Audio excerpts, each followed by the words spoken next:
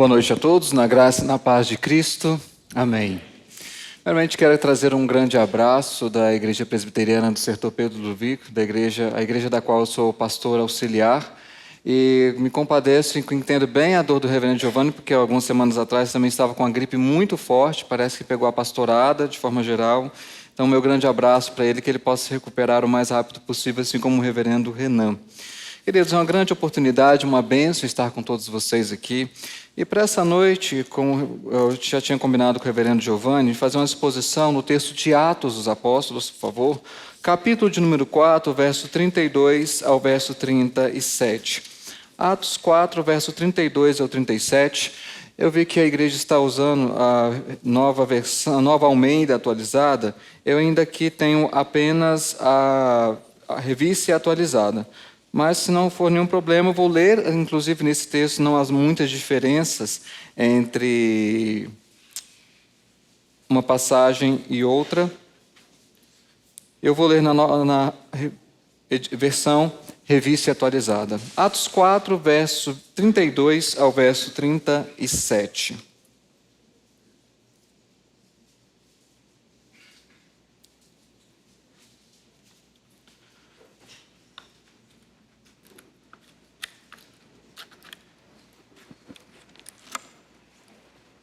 Assim nos diz o texto da palavra de Deus por meio do evangelista Lucas.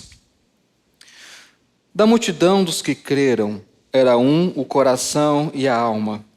Ninguém considerava exclusivamente sua nenhuma das coisas que possuía. Tudo, porém, lhes era comum. Com grande poder, os apóstolos davam testemunho da ressurreição do Senhor Jesus, e em todos eles havia abundante graça. Pois nenhum necessitado havia entre eles, porquanto os que possuíam terras ou casas, vendendo-as, traziam os valores correspondentes e depositavam aos pés dos apóstolos. Então, se distribuía a qualquer um à medida que alguém tinha necessidade. José, a quem os apóstolos deram o sobrenome de Barnabé, que quer dizer filho da exortação, levita natural de Chipre, como tivesse um campo vendendo, trouxe o preço e o depositou aos pés dos apóstolos. Vamos orar pedindo a Deus graça, iluminação e instrução dele para a compreensão e aplicação desse texto ao longo dessa semana. Vamos orar? Deus bendito, nós estamos com a tua palavra aberta diante de nós. E pode ser, ó Deus, que muitos de nós, mesmo há décadas, parte da igreja, ainda não compreendemos completamente o que significa ser parte de um corpo, de uma comunidade que é cheia do teu Espírito e que vive para a glória do nosso Redentor. E é por isso, ó Deus, que nós carecemos da voz do Teu Espírito, da iluminação que vem dele aos nossos corações, para que este texto, ó Deus, escrito por Lucas, para instrução, fortalecimento e edificação de Teófilo, ó Deus, possa ter nos nossos corações nessa noite o mesmo valor e importância que teve, ó Deus, no coração daquele Teu servo há muito tempo atrás. Mas acima disso, ó Deus, nós te pedimos que o amor, que é o vínculo da perfeição, esteja entre nós. O Espírito no qual todos nós fomos batizados e chamados a uma só esperança, este Espírito possa conduzir o teu povo como um todo, Senhor, aos pés de Cristo, cativos, ó Deus, rendidos a Ele. Para que ao longo dessa semana, ó Deus, espalhados, dispersos, nos lembremos, ó Deus, que somos parte de uma só igreja, que temos uma só fé, um só Senhor, um só batismo, uma só esperança, um só Deus e Pai. E por isso, Deus, precisamos que a Tua voz nos fale neste texto. É o que nós te rogamos, ó Pai, que nós te pedimos e te agradecemos em nome de Cristo Jesus. Amém. Amém. Há alguns anos atrás foi feita uma pesquisa, contexto norte-americano, para saber por que as pessoas iam para a igreja, por que elas se vinculavam a determinada igreja e não a outras. E pasmem vocês, as respostas foram das mais variadas, mas o que chamou a atenção é que, na verdade, a boa parte daqueles que foram pesquisados responderam que o motivo pelo qual eles se vincularam e se filiavam a uma igreja tinha a ver, na verdade, com questão geográfica. Outros responderam porque era uma igreja que tinha uma boa estrutura com um departamento infantil. Claro, nós sabemos que isso faz muita diferença para pais de crianças pequenas. Mas, na resposta dessas pessoas, nenhuma delas falou que o que falava, vinculava, fixava elas na igreja, tinha alguma coisa a ver com a fé, comungarem do mesmo Espírito, terem um só Deus e Pai e um só Senhor. Os motivos que eles tinham para estarem na igreja, por mais legítimos que sejam, eles não eram de longe os mais importantes, nem os principais. Eram motivos bons, mas eles não chegavam ao centro, ao cerne, ao que nos define como cristãos. Aquilo que de fato eu olho para você, me identifico e falo, aqui alguém que faz parte da mesma igreja que eu. E é por isso que a gente sempre tem que voltar e se perguntar, que igreja é essa que nós somos? De que igreja nós fazemos parte? E que igreja, na verdade, queremos ser? A igreja primitiva ela não é um modelo idealizado, romantizado de uma igreja perfeita, porque era uma igreja composta de pecadores, como todas as outras são. Mas era uma igreja que tinha duas características principais. É uma igreja que vivia com singeleza e com sinceridade. É uma igreja que vivia de forma orgânica a doutrina dos apóstolos, o partir do pão, a comunhão e as orações. E é por isso que a igreja, tanto dentro quanto fora, era uma igreja que espelhava, era uma igreja que se referenciava, então, nos princípios deixados pelo colégio apostólico. E é por isso que Lucas faz questão de registrar em alguns momentos, como se fossem resumos, breves textos, mas que, de alguma maneira, trazem para nós o que era principal para aqueles irmãos, o que os diferenciava, o que os definia, e como eles viviam de uma maneira sincera, singela, aquilo que nós sabemos e cremos ser de fato o Evangelho de Jesus Cristo. E é por isso que Lucas, então, neste texto que eu li, ele faz questão de registrar um pouco da vida dessa igreja. É um texto muito parecido com Atos 2, versos 42 e 47, que dizia que aqueles irmãos eles perseveravam na doutrina dos apóstolos, na comunhão, no partir do pão e nas orações. Mas, diferente daquele texto de Atos 42, aqui, Atos 4, verso 32 a 37, é diferente porque, na verdade, introduz um pouco dos desafios que essa igreja que vive dessa forma, que ela vai experimentar. Um desafio muito grande porque o capítulo 5, o texto seguinte, nos mostra um caso muito extremo de um casal, Ananias e Safira, que foram mortos de forma fulminante por Deus porque tentaram enganar o Espírito. Tentaram, de alguma maneira, copiar o modelo sem ter o fundamento da fé e da espiritualidade que fazem parte da vida cristã dentro da igreja. E é por isso que, ao escrever este texto, Lucas nos diz de forma muito clara que toda e qualquer igreja que quer trilhar um caminho em que ela quer sim olhar para frente e ser uma igreja que se baliza e se referencia nos princípios de Deus, ela tem que ter algumas marcas, algumas distinções que a igreja primitiva tinha. Não era uma igreja perfeita, mas era uma igreja que estava tentando e procurando viver de forma muito simples o Evangelho de Cristo. E neste texto, Lucas nos mostra que ao mesmo tempo que essa igreja ela vivia unida, era como se fosse um coração e uma alma, mas uma igreja que ela comportava uma diversidade muito grande, de irmãos que tinham muitas posses e irmãos que padeciam necessidade. E é exatamente essa relação entre unidade e diversidade que Lucas nos mostra os elementos pelos quais essa igreja pôde experimentar esse evangelho de Cristo, vivê-lo, e assim ter uma vida de comunhão que eu e você somos chamados a ter.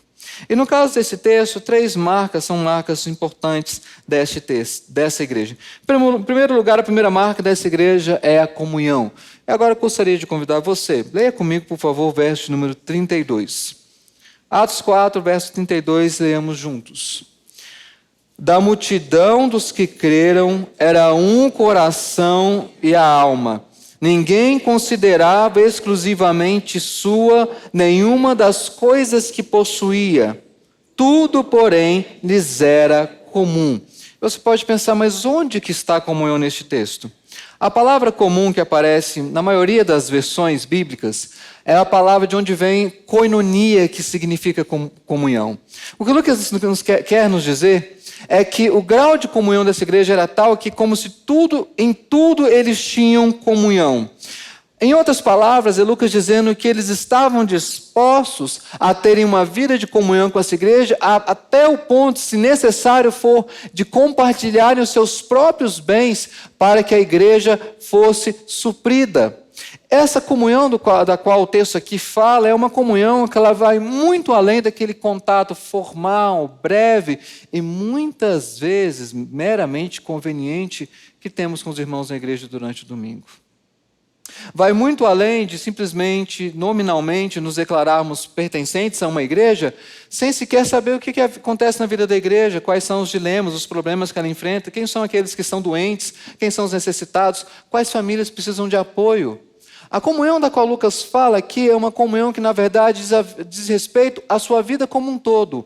É o fato de você estar disposto a entregar as suas posses, no sentido de colocar à disposição o seu intelecto, a sua profissão, o que você é, para que a igreja seja servida. E isso vale para todos nós aqui, independentemente da sua profissão, da sua ocupação, da sua rotina, da sua agenda, puxada ou não, difícil ou não, você é chamado a ter esse grau de comunhão, de colocar a serviço do reino e da igreja aquilo que Deus te deu, aquilo que você é, o seu intelecto, a sua capacidade, o seu talento, o seu estudo, as suas pesquisas, o seu desenvolvimento, a sua vida profissional. É esse grau de comunhão que a Bíblia fala que eu e você temos que ter.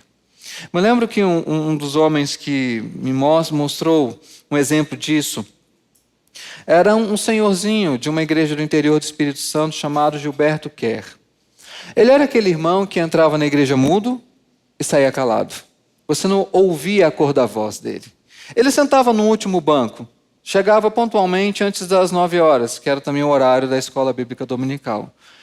Ele prestava atenção e saía silenciosamente. Você às vezes não via ele entrar e não via ele sair. Seu Gilberto Kerr, ele trabalhava com estruturas de eucalipto, ele trabalhava fazendo cortes, tábuas e coisas assim. Não era aquele irmão que você esperava no louvor da igreja, ele não cantaria, ele não era também professor de escola dominical, muito menos do departamento infantil. Mas um dia, aquela cidade resolveu fazer o que é muito comum no interior do Espírito Santo, o dia do evangélico. Já viu cidade assim? Sempre tem um dia do ano que é o dia do evangélico. Só que não tinha estrutura, foi num lugar aberto que não tinha local para a igreja se instalar, não tinha palco, não tinha absolutamente nada. E as igrejas começaram a pensar, o que nós vamos fazer? Temos que montar uma estrutura, já tinha marcado o dia do evangélico, a prefeitura tinha autorizado, então tem que acontecer. Mas havia um dilema. Qual a estrutura que nós vamos fazer aqui? Aí alguém se lembrou, olha, há um irmãozinho lá, um irmão lá da igreja presbiteriana, o senhor Gilberto, eu acho que ele trabalha com esse tipo de estrutura. Chamaram o senhor Gilberto para fazer a estrutura da igreja presbiteriana, mas ele fez mais. Ele fez a estrutura de barraca de todas as igrejas, quadrangular, batista, assembleia, e não sei quantas denominações foram. Todas ele fez com o material dele, mão de obra dele, sem cobrar um centavo. Era o que ele sabia fazer, mas ele colocou isso a serviço da igreja, a serviço do reino. Porque por mais que era um irmão calado, ele entendeu que era ter comunhão com a igreja. Era servir sem esperar nada em troca. Era dar-se sem esperar algum retorno, elogio, ou mesmo sem se importar com as críticas ou com outras coisas que são muito comuns na vida de igreja. A questão é, estamos dispostos a ter esse nível de comunhão? Ou preferimos o anonimato eclesiástico? Não sermos conhecidos, reconhecidos, ninguém saber o que fazemos, não ter nenhuma relação com a nossa vida, e assim fica tudo muito bom. O nível de comunhão que o Lucas está colocando aqui é você entregar e dar-se de forma muito integral, para que a igreja seja suprida naquilo que você faz. Deixe-me dizer mais, você que é profissional de qualquer área. A APMT, que é a Agência Presbiteriana de Missões Transculturais, tem trabalhos sociais no mundo inteiro, nos 5 continentes. Se você me falar o que você faz, é possível a gente encontrar, talvez um tempo muito demorado de 2 minutos, algum projeto que você possa se engajar. Existem consultórios odontológicos espalhados no mundo que faltam odontólogos, dentistas. Tem um escritório montado, consultório, mas não tem quem vai. Tem um trabalho muito bonito que é apoiado pela Igreja Presbiteriana de Bereia, em Guiné-Bissau, que é um dos países mais pobres do mundo. Não é mais pobres da África, mais pobres do mundo. Eles, inclusive, precisam de atendimento médico, de reforço escolar, e são pessoas que muitas delas falam o português. Precisam de ajuda para trocar um telhado, que o zinco deles é tão fino e, ao mesmo tempo, tão caro em Guiné-Bissau, que eles não têm nem quem saiba trocar aquele telhado. Será que você pode ajudar? Está disposto a ter comunhão com esses irmãos do outro lado do Atlântico, servindo ao reino e a Deus entre eles? É esse tipo de comunhão que Lucas fala. Mas uma segunda característica desse texto, que é a palavra testemunho. Além de comunhão, na unidade e diversidade dessa igreja, havia um grande poder dado pelo testemunho dos apóstolos. Isso nós vemos especialmente no verso número 33. Nos diz assim: com grande poder os apóstolos davam testemunho da ressurreição do Senhor Jesus, e em todos eles havia abundante graça. A palavra testemunha ela é muito cara para Lucas. Lucas usa essa palavra do início ao fim de Atos, inclusive Atos 1:8, como é que diz? Mas recebereis poder ao descer sobre vós o Espírito Santo, e sereis minhas testemunhas em Jerusalém, toda a Judéia, até os confins do mundo. Sabia que no mapa, eu já fiz isso para saber, os confins da terra de Jerusalém em linha reta é Goiânia? É. Eu tive a curiosidade, quando alguém falou, eu falei, não acredito. E eu fui fazer, peguei um mapa mundi e fiz em linha reta. Ou seja, o evangelho chegou aos confins do mundo. Não estou dizendo que Goiânia é o fim do mundo. Até porque eu amo essa cidade, gente. Pamonha, piqui, é tudo de bom. Eu aprendi aqui. Com um cafezinho, então, no fim da tarde, com chuva, que agora vai ficar um tempo sem, é uma maravilha. Mas o evangelho chegou lá, pelo testemunho, pelo poder do testemunho. E Lucas fala aqui que é com grande poder. E esse testemunho que os apóstolos davam, é um testemunho muito específico. Eles não davam testemunho dizendo assim, olha, eu estou indo muito bem, minha vida profissional está deslanchando, eu estou num momento maravilhoso da minha carreira. O tipo de testemunho que eles falavam não era aquele tipo de conversa que muitas vezes eu e você temos ao final do culto, por mais legal que seja, falando dos nossos sonhos, de que nós compramos, para onde nós vamos viajar, tudo isso é muito bom, mas não é isso que faz parte do conteúdo da proclamação da igreja. A proclamação da igreja tem a ver com o falar daquele que ressurgiu dos mortos ao terceiro dia. Nós podemos tratar de muitas coisas, de muitos assuntos com os não crentes, mas se eu e você não falarmos daquele que venceu a morte pelo poder do Espírito, nós não testemunhamos. Essa igreja, ela tinha uma capacidade, uma intrepidez, uma coragem, não é porque eram irmãos mais capacitados e mais habilitados do que nós, mas uma igreja cheia do Espírito, ela é caracterizada pelo grau e a intensidade do testemunho que ela dá a respeito da ressurreição. E aí é um grande desafio e necessidade, você crente, cristão, se aprofundar e conhecer essa ressurreição. Entender por que para a Escritura é tão importante a gente falar que Ele ressurgiu dos mortos. Entender que quando Ele levantou dos mortos ao terceiro dia, eu e você estávamos lá. Se eu e você estamos vivos, conhecemos a Deus Pai, oramos, temos comunhão com Ele, é porque naquele domingo pela manhã o nosso Redentor ressurgiu. É esse poder da ressurreição, do testemunho da ressurreição, que caracteriza a proclamação da igreja. E eu acompanho a igreja nas redes sociais, pude ver coisa linda sobre a feirinha da Páscoa. Estava programado de vir, não vim.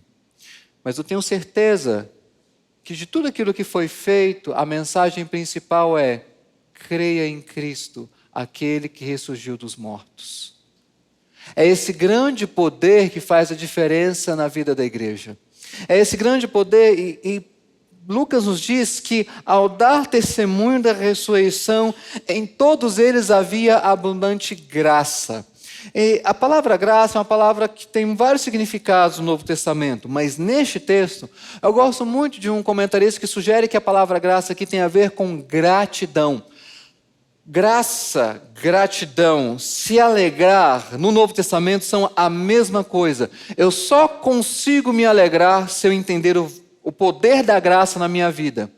Mas eu também só consigo ser grato na medida em que eu me alegro naquilo que Deus faz, não apenas na minha vida, mas Deus faz na igreja. E deixe-me dizer para você, existem bênçãos que Deus estabeleceu que elas só podem ser desfrutadas em igreja.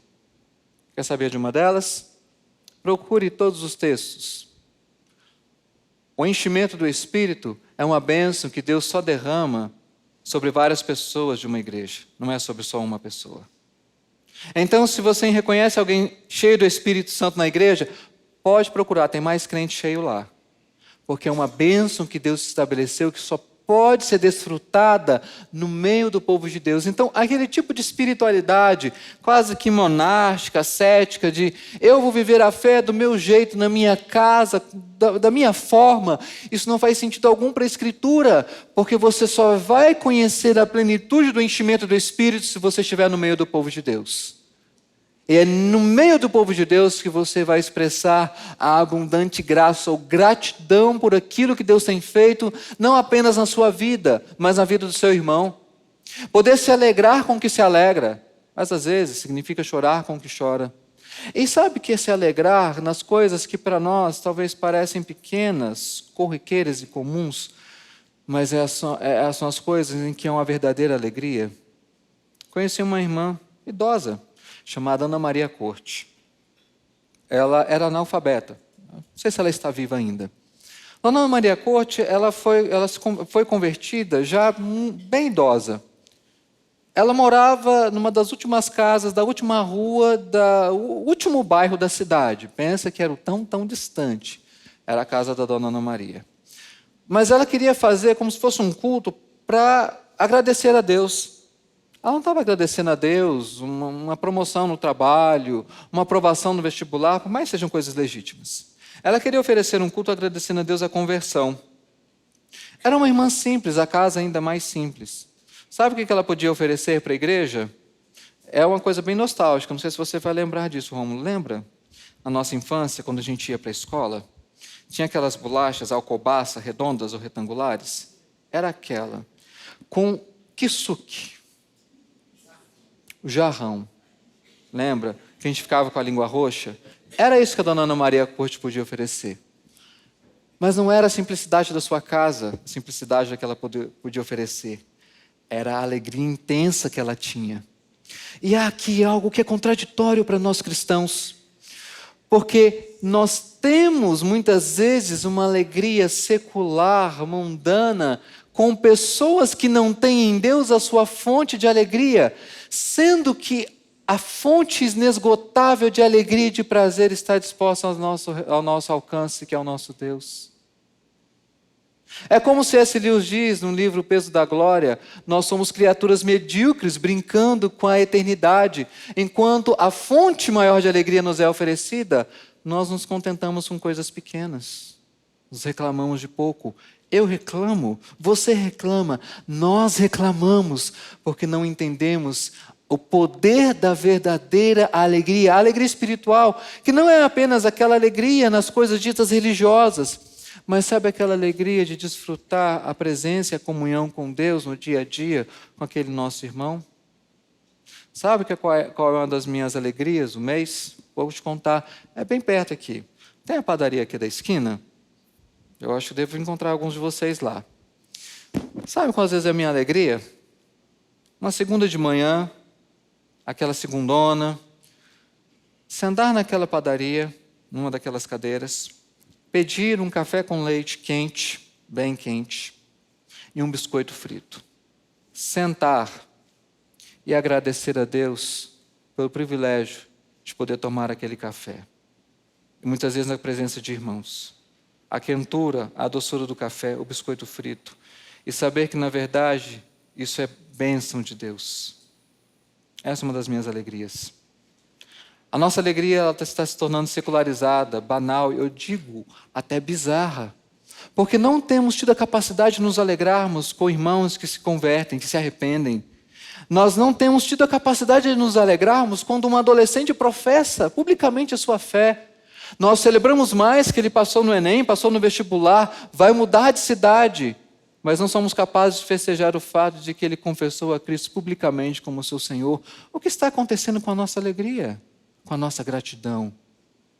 A fonte inesgotável de alegria está ao nosso alcance, mas eu e você nos contentamos com muito pouco. Em todos eles havia abundante graça.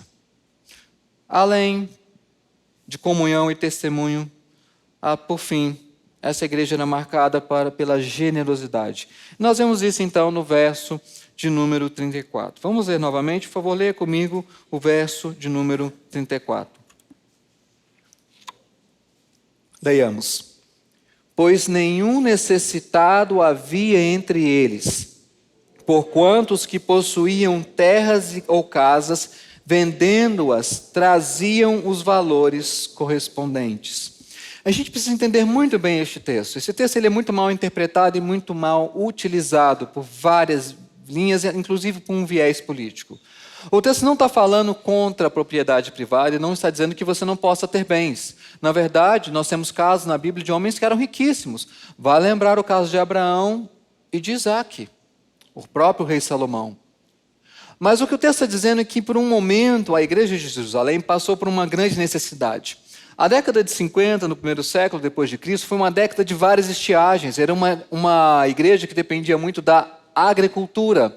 Muitos irmãos não começaram a passar necessidade. O que o texto nos diz é de forma voluntária, sem qualquer pressão, sem qualquer forçação. Esses irmãos então colocaram seus bens à disposição da igreja e traziam os valores de forma correspondente. Eles não fizeram isso o tempo todo.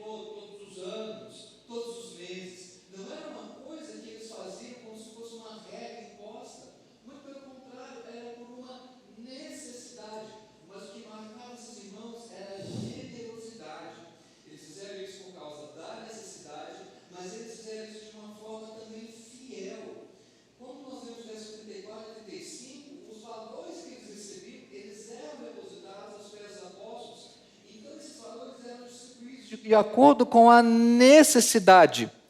Generosidade, fidelidade, liberalidade marcam a postura e a conduta cristã para com o dinheiro.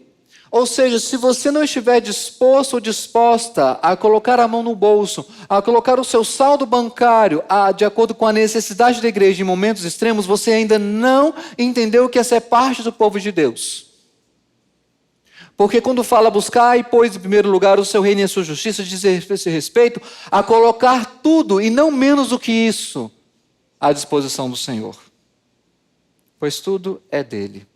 Essa igreja era marcada pela generosidade porque eles faziam o que era melhor pela igreja. Eles não faziam com avareza, com mesquinhez. Eles faziam isso com bondade. É interessante que a gente conhece tantos irmãos assim. Um desses irmãos, Adão Bernardo, era também um irmão simples. Ele era agricultor, tinha algumas fazendas de café. A igreja dele é muito comum. Sabe como é que é banheiro na maioria das igrejas presbiterianas? Parece uma bate-caverna. Onde que é o banheiro? Você vira à direita, vira à esquerda, dobra a diagonal. Aí quando você chega lá no final, um lugar escuro, uma portinha, é o banheiro da igreja. E aquilo incomodava aquele irmão. Porque a igreja tinha um templo tão bonito, já estruturado, organizado, por que a igreja tinha banheiros que não eram adequados? Sabe o que ele fez? Pegou e construiu banheiros excelentes para a igreja. Ele não fez daquela forma como talvez eu e você já fizemos e pecamos, usando os piores materiais, fazendo como se fosse fazendo o mínimo. Ele fez como se fizesse para a casa dele. Melhor piso, melhor chuveiro, melhor estrutura. Colocou granito, fez um negócio caprichado. Mas sabe o que era interessante desse irmão chamado Senhor Adão? Ele nunca esperava nada em troca. Ele não queria uma plaquinha lá na igreja dizendo assim, banheiros doados gentilmente pelo presbítero Adão Bernardo. Nada, ele não precisava disso. O que ele queria é que a igreja fosse servida do melhor que ele poderia oferecer. A questão é, o que você está oferecendo para a igreja e para Deus? É o seu melhor ou é o resto, aquilo que talvez eventualmente sobra da sua renda, da sua capacidade e do seu tempo? Você acha que Deus se contenta com o resto, o mínimo? Você acha que aquele que é o Todo-Poderoso, o Criador dos céus e da terra, dono do ouro e da prata, ele está satisfeito com uma atitude mesquinha, fria, avarenta, com a qual nós lidamos com a igreja? Doando, mas com a dor no coração, porque queremos usar isso para outras finalidades? O nosso Deus, Ele nos deu o melhor que Ele tinha em nosso favor. Ele inclusive doou o seu próprio Filho para nos alcançar. Será que é muito doarmos uma cesta básica, mas com arroz de primeira qualidade para a igreja? Será que é pedir demais que para o departamento infantil, quando a gente vai doar brinquedos, sejam brinquedos em bom estado de conservação, limpos e higienizados, em perfeitas condições para nossas crianças usarem? É muito? Será que qualquer coisa que nós façamos é muito diante de tudo aquilo que Deus fez por nós? Esses irmãos, eles eram generosos. E sabe de algo mais? Quando a igreja é generosa na parte financeira, quando há liberalidade, Deus corresponde. Não há uma igreja que investe em ação missionária e que passa necessidade. E olha, vamos ser sinceros, nós acabamos de passar por uma pandemia. E sabe mais? A maioria das igrejas presbiterianas, o nosso presbitério, vamos falar da nossa realidade, elas não tiveram decréscimo em receita. Sim, elas não precisaram recorrer, porque Deus sustentou. Nós temos que ser gratos. Pois muitas igrejas na periferia sofreram grandemente, porque a parte da renda da igreja vem de prestadores de serviço, e eles ficaram sem ter o que fazer. Mas nós não, fomos supridos, fomos abastecidos. E o que nós temos que fazer? Responder em gratidão, em generosidade, liberalidade e abundância para com a igreja, pois aquilo que você planta, você colhe, aquilo que semeia vai gerar frutos para a igreja e para o reino. Quando você fizer alguma coisa para a igreja, dê aquilo que há de melhor, não aquilo que sobra, pois é para Deus, não é para a igreja. Não faça esperando nada em troca. Não espere um elogio do pastor, não espere a menção do seu nome, nenhuma plaquinha na cadeira, no banco da igreja. Não espere esse tipo de coisa. Mas pode ter certeza que aquele que é o Pai dos céus, aquele que vem em secreto, te recompensará. E sabe muito bem aquilo que está no coração. Pode ser a oferta da viúva pobre, as poucas moedas, mas que para o reino tem um grande valor. É esse tipo de atitude que marca essa igreja. Comunhão, testemunho e generosidade. Mas eu não quero demorar muito, quero ser curto nesse sermão, mas eu quero concluir com algumas perguntas para nós pensarmos. Como igreja presbiteriana, setor Bueno. Em primeiro lugar, que igreja queremos ser? Que igreja essa igreja quer ser? Uma igreja que é relevante para o bairro, que tem um poder de testemunho grande, conta-se com a simpatia de todo, de dentro e de fora. Pois essa igreja tem que ter comunhão, tem que ter testemunho, tem que ter generosidade. São essas as marcas, foram as marcas da igreja primitiva. E tem que ser as marcas dessa igreja. Mas em segundo lugar, além da pergunta de que igreja essa igreja quer ser, a questão é, que igreja você quer ser? Você, membro dessa igreja. Qual que é o seu engajamento e inserção dos ministérios da igreja? Qual é o teu grau ou intensidade da sua comunhão com o povo de Deus? Você conhece essa igreja? Sabe as realidades dela, as necessidades dela? Você já colocou aquilo que você é e você tem a serviço da igreja, a sua casa, o seu apartamento? Abriu as portas da sua residência? Você colocou parte da sua atuação profissional a serviço da igreja, seja ela qual for? Que igreja você quer ser? Deus sabe muito bem aqueles que estão na igreja apenas como simpatizantes do evangelho, apenas como anônimos eclesiásticos, e Ele não se agrada disso. Ele não se ilude com igrejas cheias de pessoas vazias. Isso não, de alguma maneira, não convence o nosso Redentor. Mas o que Ele quer ver é corações e pessoas que se dispõem de forma integral ao serviço e à obra dEle para a glória do Cordeiro, que não estão esperando nenhum crédito, nenhum tapinha nas costas, nenhuma menção honrosa no culto da igreja. O que eles querem é que o Cristo que os salvou seja glorificado.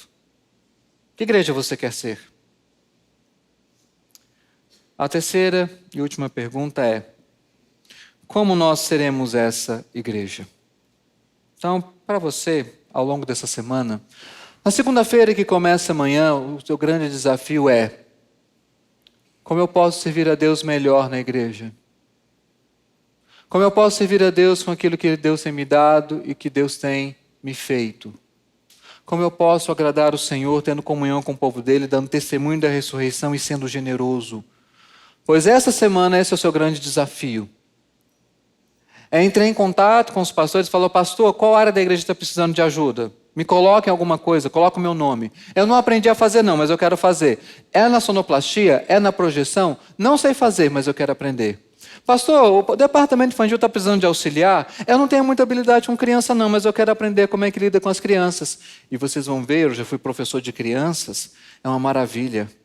Porque quando você ganha um sorriso, ganha um abraço, e você se torna a referência daquela criança além dos pais, você entende que o ensino é muito mais do que elas estão aprendendo lá agora.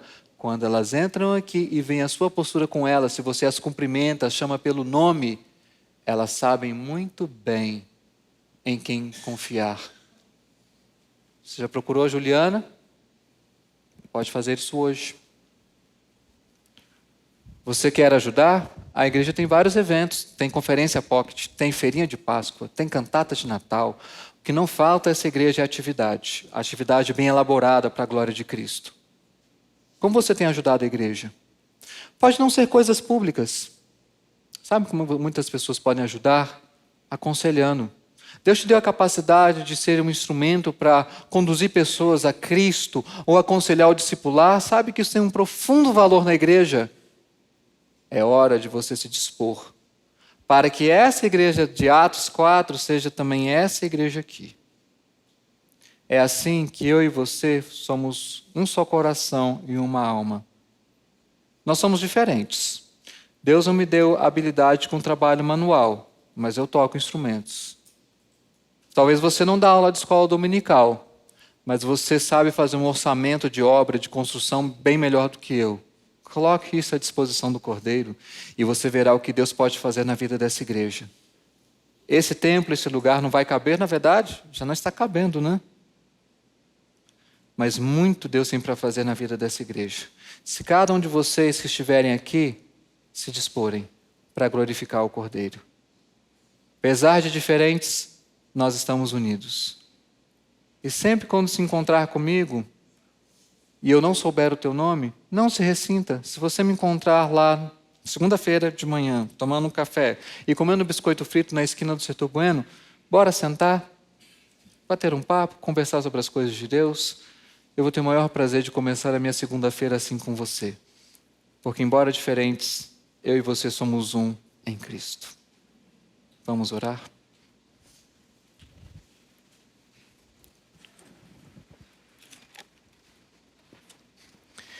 Deus bendito, como é bom fazer parte do teu povo. Somos uma comunidade de pecadores. Santificados sim, ainda não perfeitos, mas prosseguimos para o alvo da nossa soberana vocação em Cristo Jesus. Dessa igreja, ó Deus, apesar de suas diferenças, desafios e dilemas, uma unidade que é visível dentro e fora.